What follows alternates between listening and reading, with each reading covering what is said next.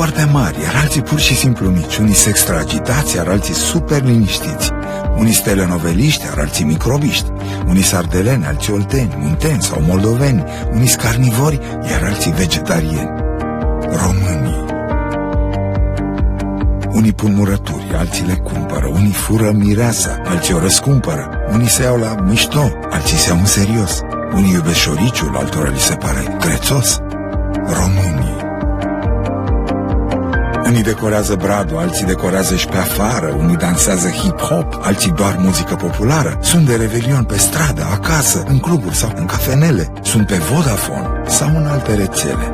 Oricât de diferiți ar fi, românii sunt români și trebuie să fie împreună indiferent de rețea. Cu noile abonamente Vodafone vorbești liniștit în orice rețea, pentru că acum toate minutele tale sunt naționale. La un an nou împreună. Vodafone.